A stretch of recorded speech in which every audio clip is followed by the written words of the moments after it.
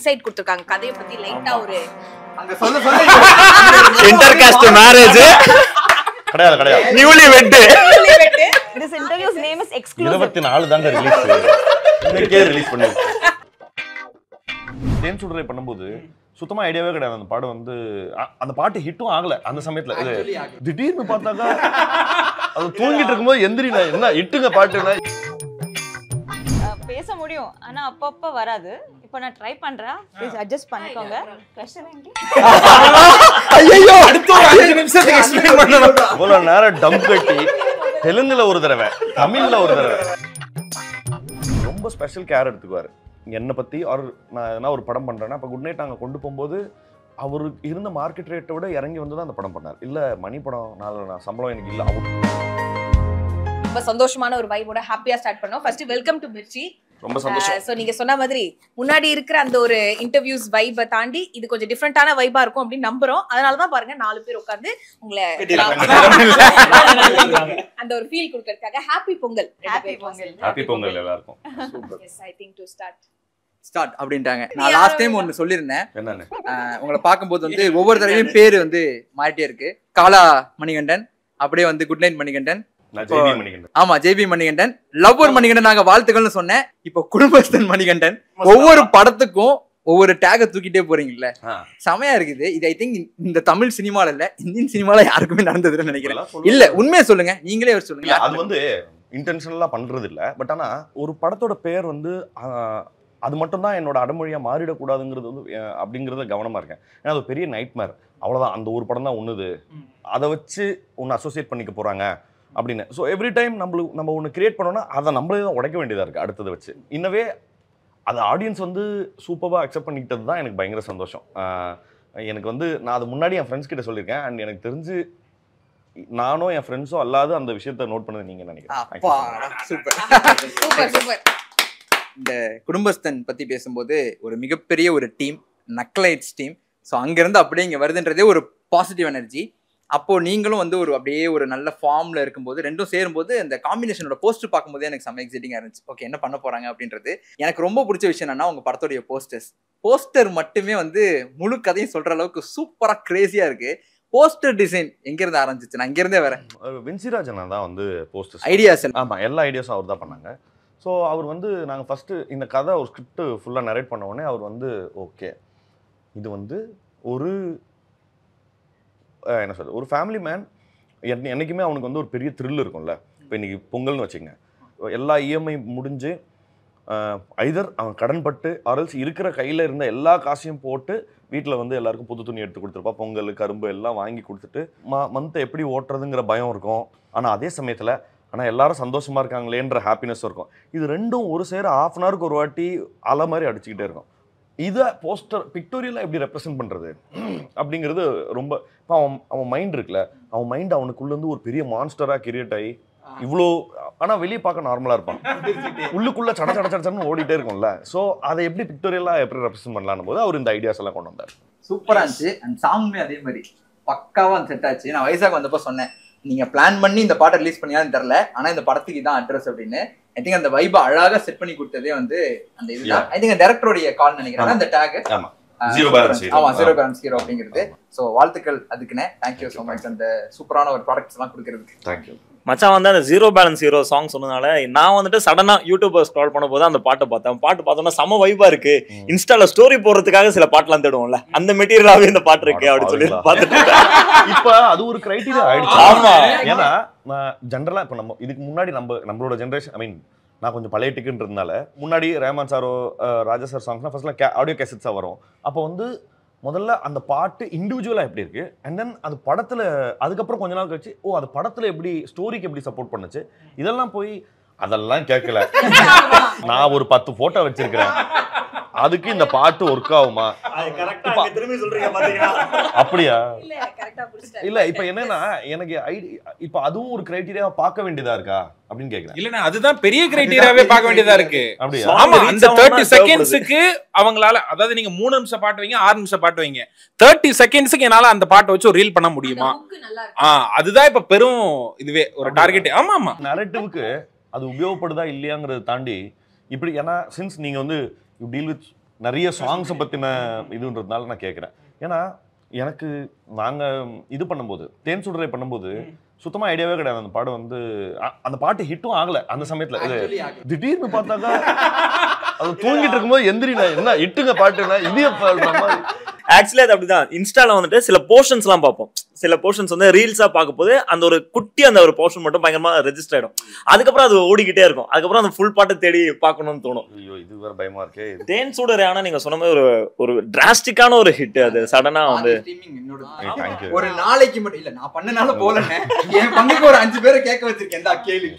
Night 10 மணி ஆனா தேன் சுடரை தலைக்கு ஏறி அப்பப்ப என்ன ஒரு மோடுக்கு போயிடும். திடீர்னு பார்த்தா குன்ஃபயா குன் போட்டுட்டு ரஹ்மான் பாய் இல்லாட்டி நான் இல்ல அப்படின்னு போடுவோம். திடீர்னு ஒரு நாள் பார்த்தா ரஹ்மான பத்தியே போட்டுட்டு இருக்கவன் தேன் சுடரேன்னு ஒரு பாட்டு போடுறான். அப்படிதான் நானே வந்துட்டு இது என்னடா புது பாட்டா போடுறான் இவன், பிளேலிஸ்ட்ல இல்லாத பாட்டா போடுறான் அப்படின்னு. But thank you. ஆண்ட்ராய்டோட காம்பினேஷன் ஒரு கைண்ட் ஆஃப் ஒரு மேஜிக்கல் காம்பினேஷன் உங்களுக்கு மாறிடுச்சு.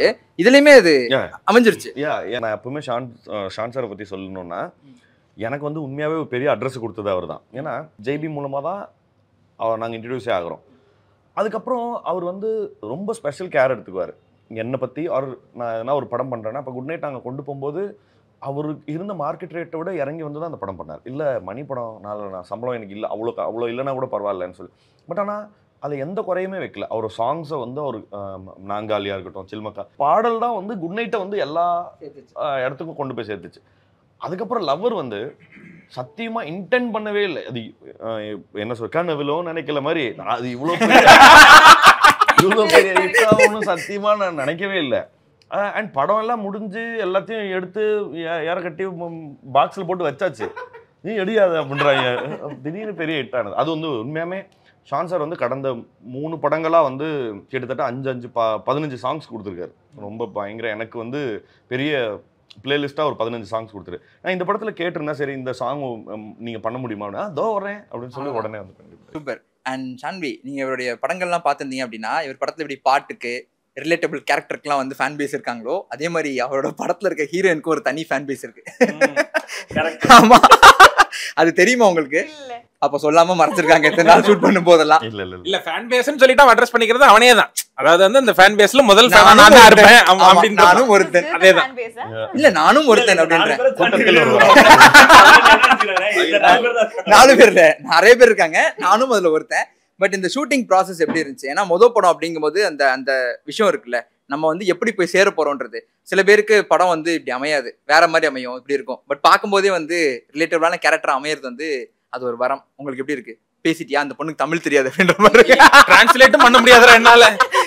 తెలుసునే ఏంటంటే ఎలా అనిపించి ఎలా చూడగానే చేయగానే ఎలా అనిపించింది అంతే కదా. అంతే మిగతా వాళ్ళకి అందరికి ఇలాంటి ఒక గర్ల్ నెక్స్ట్ డోర్ అలాంటి రోల్స్ రాదు. రాదు. మీకు ఫస్ట్ ఫిల్మ్ అలాంటి ఫస్ట్ ఫిల్మ్ కి మీకు అది వచ్చింది కాబట్టి ఎలా మీరు ఎలా ఫీల్ అవుతున్నారు అని నేను పాన్ ఇండియా నేను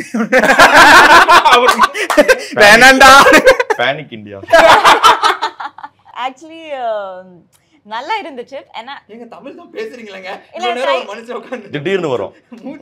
ஆமாமா, ஆக்சுவலி இப்போ பேச முடியும் ஆனா அப்பப்ப வராது. இப்போ நான் ட்ரை பண்றேன், ப்ளீஸ் அட்ஜஸ்ட் பண்ணிக்கோங்க. க்வெஸ்சன் ఏంటి? ஐயோ அடுத்த 5 நிமிஷத்துக்கு எக்ஸ்பிளைன் பண்ணனும். இவ்வளவு நேரம் டம் கட்டி தெலுங்குல ஒரு தடவை தமிழ்ல ஒரு தடவை டப்பிங்கா போயிட்டு வந்தாங்க. क्वेश्चन ఏంటి? ஜெனரலா நீங்க ஒரு ஆன்சர் ப்ரிப்பேர் பண்ணிட்டீங்க, அது சொல்லுங்க. அதுக்கு ஏத்த மாதிரி நீங்க क्वेश्चन சொல்லி எடிட்லமா. சூப்பர், அத பாத்து போறோம். First of all it's a blessing. ஏனா தெலுங்குல 4-5 படம் ஆல்ரெடி படத்துல நடிச்சேன். அது விட இந்த படத்துல எனக்கு ரொம்ப பெரிய என்ன ஸ்கிரீன் ஸ்பேஸ், ஆமா ஸ்கோப் இருக்கு. அதனால எனக்கு ரொம்ப சந்தோஷமா இருக்கு. It is the first time I'm playing a married woman, newlywed. I enjoyed a lot, even while shooting பண்ணும்போது நிறைய விஷயம் கத்துக்கிட்டேன். என்னன்னா how is it when you are married to someone just newly that you love, that you're in love with, and how is it with family? என்னன்னா இப்போ வீட்ல என்ன அம்மா, when I watch them go through so much, so much as in good and bad everything. இப்போ I am acting like that, so it was very very interesting for me that oh wow, so many things happen. It is a different perspective. It's a different now it's an intercaste marriage. obviously so many things come up in a family. So while I was shooting also I felt wow, ivanni idella irukuma or family la. That's all. I think I had a very good learning experience. I enjoyed shooting and very very happy that I got such a character. Nice. I think அவங்க நம்மளுக்கே ஒரு inside கொடுத்துருக்காங்க கதையை பத்தி லைட்டா ஒரு அங்க சொல்ல இன்டர்காஸ்ட் மேரேஜ் மணி என்ன அவ்வளவு நேரம் பார்த்தேன். ஓகே நமக்கு ஒரு டேக் அவே கிடைச்சிருச்சு. என்ன நோட் பண்ணீங்க சொல்லுங்க கரெக்ட்டா பாப்போம். இன்டர்காஸ்ட் மேரேஜ் கிடையாது நியூலி வெட் காதல் வந்து அதுக்கு அப்புறமா வருது. கல்யாணம் பண்ணி தான் கல்யாணம் பண்ணிருக்காங்க. கிடையாது. இல்லையே. இல்ல இப்ப கதையை கெஸ் பண்றோம். லவ் பண்ணி கல்யாணம் பண்ணிருக்காங்க. இந்த மாதிரி ஒரு கதை இருக்கலாம் அப்படின்ற ஒரு புரிதல் இருக்கு. Actually coming back to you, so sweet of you to probably convey the essence. 24 தான் 24 படம் பார்க்கலாம்னு சூப்பர் இன்னைக்கே ரிலீஸ் பண்ணிருக்கோம். Sir, coming back to you, இதுக்கு முன்னாடி நீங்க பண்ணின படங்களும் சரி, இப்போ நெக்ஸ்ட் இப்போ உங்களுக்கு ஒரு இன்சைட் கிடைச்சிருக்கு. உங்களோட சாய்ஸ் ஆஃப் ஸ்கிரிப்ட் வந்து ஒரு மாதிரி லவ், ஃபேமிலி, ஒரு குடும்பம் அந்த மாதிரி பாங்காவே நீங்க அப்படியே சூஸ் பண்றீங்களா இல்ல அது வரது அப்படி இருக்கு? வரது அப்படி இருக்கு. பிளஸ் இப்ப நான் போய் உலகத்தை காப்பாத்தினா நல்லா இருக்காது இல்லையா? சோ அதனால வந்து முதல்ல என்னைய காப்பாத்திக்கணுங்கிறது தான் ரூலர் தான். அதனாலதான் அந்த மாதிரியான கேரக்டர்ஸ். சூப்பர். அண்ணா இப்ப நீங்க பேசும்போது அடிக்கடி இப்ப இல்ல நான் எப்பவுமே நீங்க பேசும்போது ஒரு வார்த்தை வந்துட்டே இருக்கும், டீ கடை டீ கடை டீ கடை டீ கடைன்னு வந்து மணியனுக்கு வந்துட்டே இருக்கும். டீ கடை எவ்வளவு பெரிய ரோல் உங்க லைஃப்ல? எல்லாருக்கும் வந்து ஒரு பர்டிகுலர் ஸ்பேஸ் இருக்கும்ல, அங்கே போனால் வா அப்படின்னு சொல்லலாம், வாடா நிம்மதியாக இருக்கடா அப்படின்னு. ஏன்னா சினிமாவுக்கு ட்ரை பண்ணுற எல்லாருமே ஏதாவது ஒரு சின்ன இலைப்பாறுதல் தேவைப்படுது ஒன்று. ரெண்டாவது வெறும் அன்சர்டனிட்டி மட்டும், கிடைக்குமா கிடைக்காதா, ஐயோ இங்கே போய் ஃபோட்டோ கொடுத்துருக்கோம் இங்கே கூப்பிடுவாங்களா, இதை பற்றி பேசுகிறதுக்கு அரல்ஸ் அட்லீஸ்ட் அந்த மாதிரியான ஆள்களை பார்க்குறதுக்கு இப்போ நம்மளுக்கு கெஃபே வந்து அந்த சமயத்தில் வந்து அஃபோர்டபுளாக இல்லை. எங்கே உட்காந்து பேசுறது? ஆஃபீஸ் இல்லை, சும்மா ரோட்லேயும் உட்கார முடியாது, எங்கே உட்காந்து பேசுவீங்க? ஸோ அப்போ டீ கடைங்கிறது அது ரொம்ப என்ன சொல்கிறது, எல்லாருக்குமே ஈஸிலி அக்சசிபிள் ஒன்று அண்ட் ஆல்சோ அஃபோர்டபுள் ஒன்று. ஓகேவா? அதனால இன்னொன்று நான் அது ரொம்ப அதிகமாக டீ குடிப்பேன். ஸோ அதனாலேயும் டீ கடை வந்து நம்ம லைஃப்பில் ரொம்ப இன்றியமையாத ஒரு பார்ட்டாக மாதிரி. டீ கடை ஃப்ரெண்ட்ஷிப் நிறைய இருக்கும் எக்கச்சக்கமாக. இன்ன வரைக்குமே அது மட்டும் தான் ஜாஸ்தி இருக்கு. இப்போ டீ கடைக்கு போகிறது குடிக்கிறது அஃப்கோர்ஸ் இன்னும் அந்த கேங் இருக்குல்ல. ஒரு ப்ரமோஷன் போடு அண்ணா குறுக்குப்பட்ட சைடு வந்தீங்கன்னா நம்ம டீ கடை வச்சிருக்காரு. அப்படியா? ஆமா. His day starts with tea and ends with tea. Super. அண்ணா இப்போ நீங்க நிறைய பேர் கூட ஒர்க் பண்ணீங்க, டீ கடை ஃப்ரெண்ட்ஷிப் பத்தி பேசணும்ல, நீங்க ஒர்க் பண்ண ஒரு சில பேரோட பேர் மட்டும் நாங்க கேட்குறோம். ஸோ அவங்க கிட்ட இருந்து நீங்க டேக் அவே ஒன்று எடுத்துக்கிட்டது வந்து ஒன்று சொல்லுங்க. நான் ஃபர்ஸ்ட் வந்து நான் ரொம்ப நோட்டீஸ் பண்ணி பார்த்தது வந்து விக்ரம் வேதால எனக்கு ஸ்கிரிப்ட் ரைட்டர்னு தெரியாது, சூப்பர் இவர் யாரும் நடிச்சிட்டு இருக்காரு அப்படின்னு எனக்கு தெரிஞ்சு, செம்மையா ஸ்கோர் பண்றாரு அப்படின்னு ஒன்று இருந்துச்சு. ஸோ அதில் வந்து சேதொன்னே அவர்கிட்ட இருந்து எடுத்துக்கிட்ட ஒரே ஒரு விஷயம், ஜென்ரலாக வந்து ஒருத்தவங்களை ஒரு ஒரு முக்கியமான விஷயம் இருக்கும். என்ன கண்ட காட்டுறீரு அது கண்டினியூட்டி. நீங்க ஏன் பாக்குறீங்க இவ்வளவு என்னையா கண்ட ஐயோ இவர் சேது நான் வந்துல நான் பார்த்த சமயத்தை விடவும் அப்பவும் ஸ்டார் தான். பட் ஆனால் இப்போ லைக் சைனா வரைக்கும் போயிட்டாரு. ஓகேவா? பேன் வேர்ல்டு ஸ்டார் ஆயிட்டாரு. ஆனால் இன்னைக்கும் ஆனால் ஹாப்பி பர்த்டேன்னு சொல்லிட்டு நான் காலையில் ஒரு மெசேஜ் போட்டேன். என்ன சொல்ற, அவர் ஹிந்தி பார்க்காத ஆட்கள், ஷாருக் இவருன்னு பெரிய பெரிய நடிகர்கள் எல்லாம் பார்த்துட்டாரு. இன்னைக்கும் டே படம் பார்த்தேன்டா, இது பாட்டு பார்த்தேன்டா, ரொம்ப பிரமாதமாக இருக்குடா, ஃபோட்டோ இது போஸ்டர் ஓட்டியிருந்தாங்கடா, ரொம்ப நல்லா இருந்ததுடா. அதே போல் இந்த இதுக்கு படம் பண்ணுறதா கேள்விப்பட்டேன். ஆமாண்ணே பண்ணுறேண்ணே. சரிடா ஓகே நல்ல கம்பெனி. அதை வந்து என்கிட்ட சொல்கிறாரு, டே ஒரு தடவை நீ படம் ஒத்துக்கிறதா இருந்தால் என்கிட்ட சொல்லு, நான் உங்களுக்கு பேக்ரவுண்ட் இது சொன்னாருங்க. வேற ஒரு நடிகர் சொல்லுவார், நான் பேக்ரவுண்ட் வெரிஃபிகேஷன் பண்ணிட்டு சொல்கிறேன், அடுத்த தடவை ஒரு கம்பெனிக்கு படம் ஒத்துக்கும் போது நீ என்கிட்ட கேட்டுட்டு பண்ணு அப்படின்னு சொன்னார். எனக்கு வந்து அது என்ன இதெல்லாம் பண்ணணும்னு அவருக்கு அவசியம் இல்லை. ப்ளஸ் இப்போ நான் அதை பண்ணதுனால இந்த இன்டர்வியூவில் சொல்லி அவருக்கு அந்த மாதிரி நான் எந்த கால்குலேஷனும் இல்லை. பட் ரொம்ப ஹானஸ்டாக என் மேலே ஒரு பெரிய அக்கறை, அதீத அக்கறை வச்சிருக்காரு. நான் அதுக்கு என்னென்னைக்குமே வந்து நன்றி கடன் பட்டிருக்கேன். இப்ப நீங்க சொன்னீங்க சேதுவனை வந்து அடுத்து என்ன படம் பண்றதுனாலும் சொல்லுங்க அப்படின்னு. ட்விட்டர் ஃபுல்லா வேற ஏதோ போயிட்டு இருக்கு. ஏலியனா ஏதோ நடிக்கிறீங்களா? ஏதோ சம்திங்? நான் இல்ல எப்பவுமே அவர் ஆஃபீஸ்க்கு வந்து எங்கடா இருக்க அப்படின்னு கேட்பாரு. ஆனா வாடா அப்படிம்பாரு. ஏன்னா ஸ்நாக்ஸ் வந்துருக்கு சாப்பிட்றா, இங்க மாதிரி எங்கன்னா சுத்தம் வெளியே சுத்தம் சாப்பிட போவோம். அது வந்து நாங்க படம் பண்றோன்ற மாதிரி கன்வெர்ட் ஆயிடுச்சு. அது போட்டோ வேற ஒன்று பார்த்தோம், அதுவும் வந்து டிஃபன் சாப்பிட போனது. அப்படியா? அந்த ஹோட்டல்ல எடுத்த போட்டோ அது. நாங்க டிஃபன் சாப்பிட போயிருந்தோம். எப்படி சேதுன்னா சொன்னல அந்த மாதிரி குமாரா சார் வந்து என்கிட்ட கண்டினியூஸா இப்போ அடுத்து என்ன பண்ற, ஓ அது பண்ற, ஏன் அந்த படம் பண்ற அப்படின்னு ரொம்ப பயங்கர அக்கறையா பண்ணுவார். இது அப்படியா, இதுல என்ன ப்ராப்ளம் தான் சொல்லு, இது சார்ட் அவுட் பண்ணிக்கலாம். என் மேல அதீத அக்கறை இருக்கிற ஒருத்தர். யா அண்ட் அவரு படம் பண்ணலான்னு சொல்லி முன்னாடி பேசியிருந்திருக்கோம். பட் ஆனா பெருசா ஃபைனல் ஆகல. அவரு பெரிய பெரிய கமிட்மெண்ட்ஸ்ல இருக்காரு.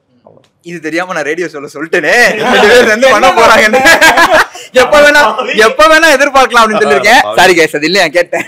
இல்ல பட் சூன் வந்து நடக்கணும் அப்படின்றது எங்களுடைய வாழ்த்துக்கள். தேங்க்யூ.